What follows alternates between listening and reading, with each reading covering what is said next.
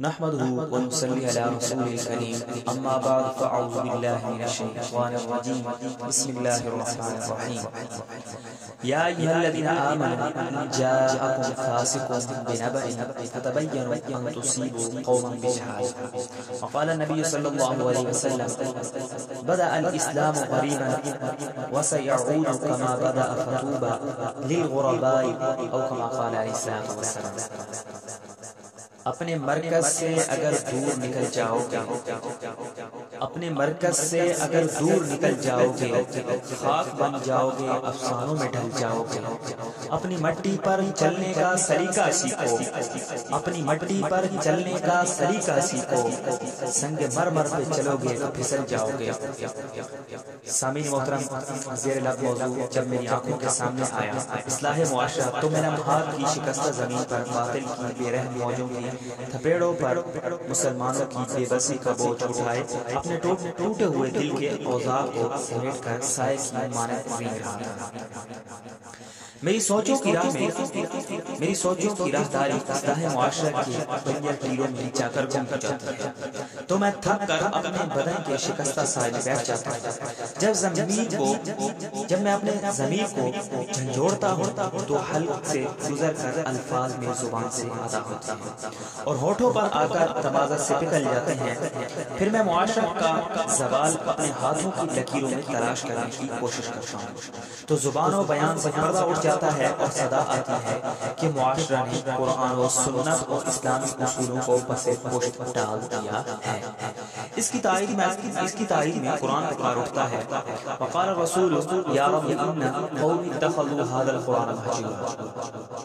میرے سامعین محترم، رسالت معاف کا سورج طلوع ہونے سے قبل اگر میں معاشرہ میں نظر دوڑاتا ہوں تو وَإِذَا بُشِّرَ أَحَدُهُم بِالْأُنثىٰ ظَلَّ وَجْهُهُ مُسْوَدًّا وَهُوَ كَظِيمٌ جیسا مفہوم بھی میری نظروں سے گزرتا ہے.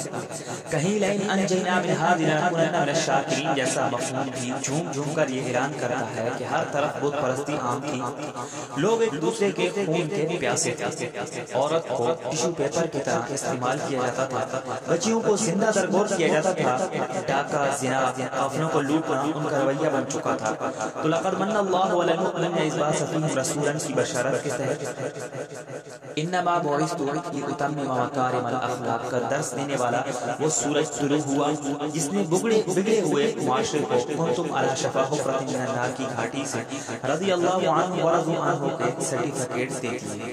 جو ایک دوسرے کے خون کے پیاسے تھے وہ رحماء بینہم کے مصداق بن گئے. جس بیٹی کو زندہ درگور کیا جاتا تھا اس بیٹی کو گھر کی رحمت کا پروانہ عطا کیا گیا. جو ایک دوسرے کے مال کے لٹیرے تھے وہ ایک دوسرے کے مال کے محافظ بن گئے.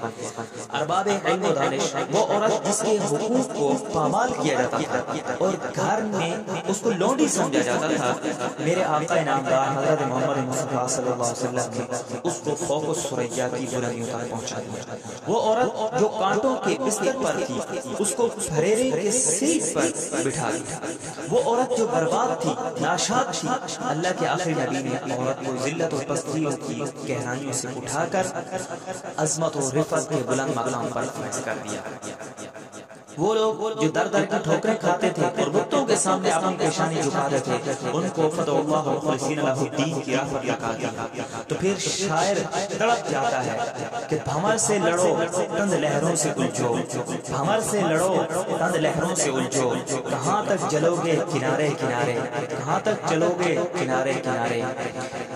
ارباب علم و دانش آج ہمارا معاشرہ اخلاقی بحران کا شکار ہے. کبھی کبھی ایسا مرحلہ بھی آ جاتا ہے کہ محسوس ہوتا ہے کہ ہمارے معاشرے میں کردار و کیریئر نام کی کوئی چیز ہی نہیں رہی.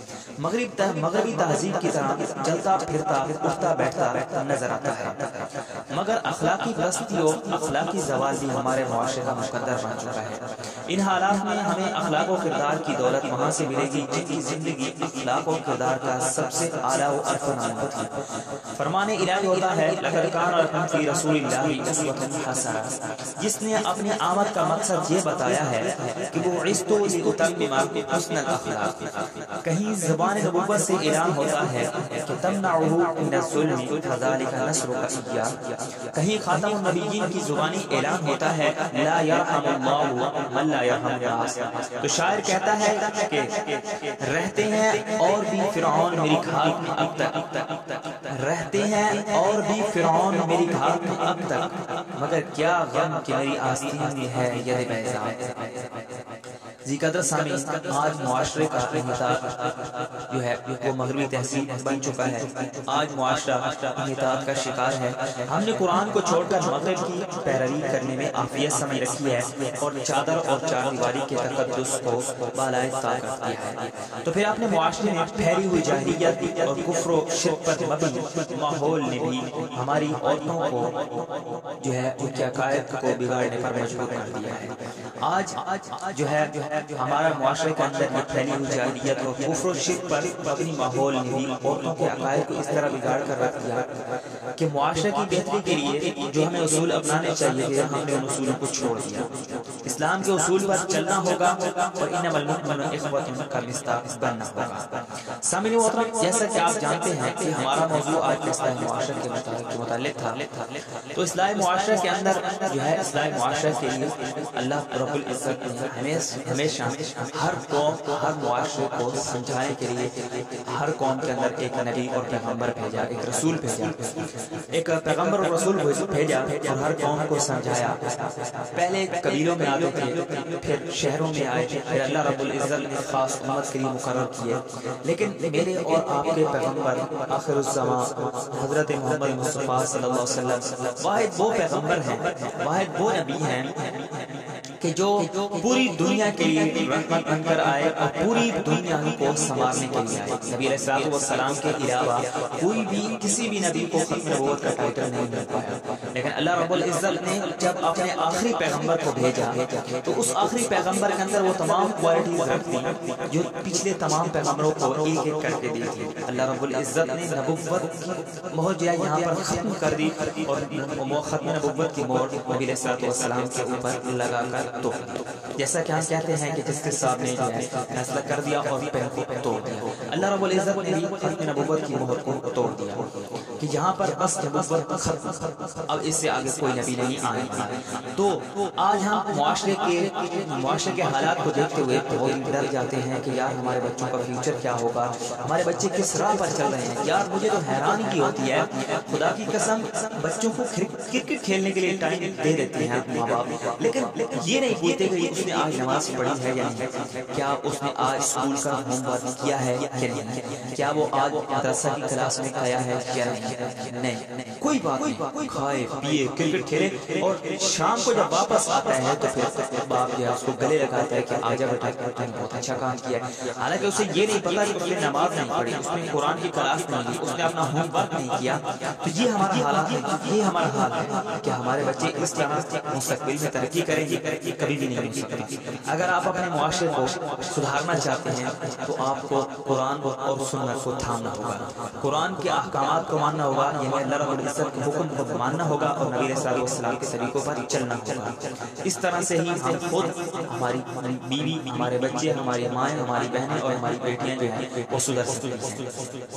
اور اگر ہم اس سے ہٹ کر کوئی کام اپناتے ہیں تو واللہ باللہ میں آپ کو گارنٹیڈ قسم اٹھا کر کہہ سکتا ہوں الحمدللہ کہ آپ کا معاشرہ کبھی بھی نہیں سدھر سکتا، نہیں سدھر سکتا، کبھی بھی نہیں سدھر سکتا.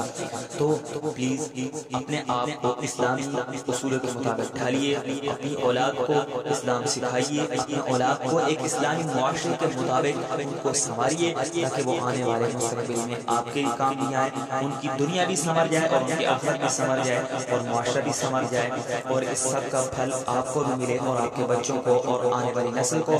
اور سب سے مین چیز جو ہے وہ یہ کہ ہمارے ملک کو اس سے فائدہ ہو.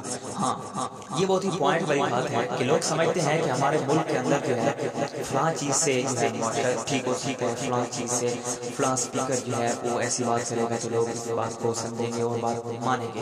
ایسا کبھی بھی نہیں ہو سکتا۔ وہ اسپیکر 2 دن بات کرے گا، وہ شخص 2 دن بات کرے گا، 3 دن بات کرے گا، اس کے علاوہ کوئی عمل کرنے والا نہیں ہے۔ لیکن اللہ رب العزت نے جو اپنی کتاب بھیجی ہے یہ ایک ایسی نور والی کتاب ہے، جو شخص اس کو سنتا ہے، اس کی باتوں کو دیکھتا ہے، وہ شخص عمل کرنے پر مجبور ہو جاتا ہے۔ دعا ہے کہ اللہ رب العزت ہمارے معاشرے کو سدھرنے کی توفیق عطا فرمائے، اور سب سے مین چیز کہ اللہ رب العزت مجھے سدھرنے کی توفیق عطا فرمائے۔ ہمارے